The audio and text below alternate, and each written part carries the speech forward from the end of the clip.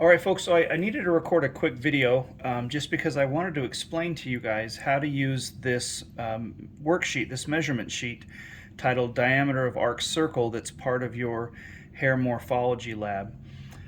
In the Hair Morphology lab, you're going to be collecting hairs from 4 different regions of the body. You're going to be collecting between 5 to 10 hairs, 5 to 10 head hairs, 5 to 10 you might collect arm hairs or mustache hairs or whatever.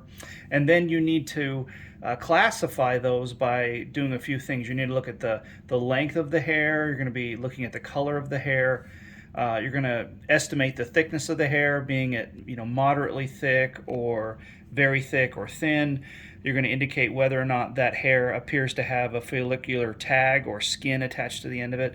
But then one of the columns you're going to take a look at, one of the areas you're going to classify the hair at is its degree of curl.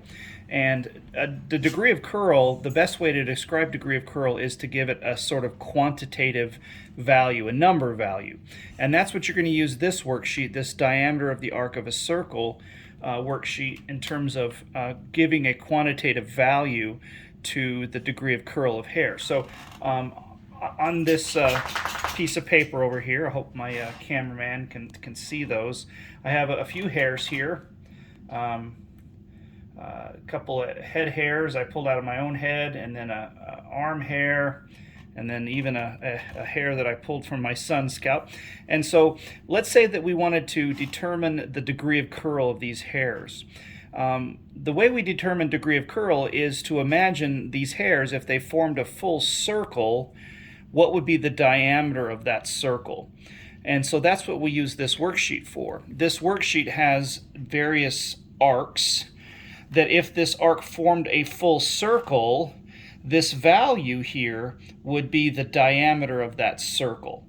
So for example, this arc here, if this arc continued on and made a full circle, if I measured the diameter of that circle, it would measure 20 centimeters in diameter. Whereas if we had a smaller circle, then this one would measure a half a centimeter, or this one would measure 1 centimeter. So if I go back to my hairs here, if I want to figure out the degree of curl of this hair, I can grab the hair and I can lay it on my worksheet and figure out which of these arcs is closest to the arc of that hair. In fact, if we look here, I think that this hair is similar in terms of its arc shape, its degree of curl, to this semicircle here. Now, if this semicircle was a full circle, we can see that it would measure about 5 centimeters across. So if I were to take my ruler and actually measure, it would be 5 centimeters. And so we would say that this hair has a degree of curl similar to a circle that had a diameter of 5 centimeters. And so that's how you use the worksheet. Take whatever hairs you're going to be measuring. So here we have a shorter one. It doesn't have to be a long hair. It can be a fairly short hair. So here we can see that these arcs are a little bit too curved. So we can look at the curvature here. And so it looks like our hair here is probably similar to, in terms of its degree of arc or curl, similar to this one here.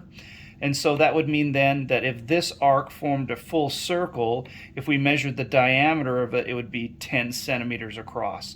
And so when I'm filling out my worksheet, if I was looking at this hair, I would indicate in the degree of curl that its diameter of arc circle would be 10, or like I say, 10 centimeters. So I hope this video explains how to utilize this diameter of arc circle worksheet that's part of your hair morphology lab.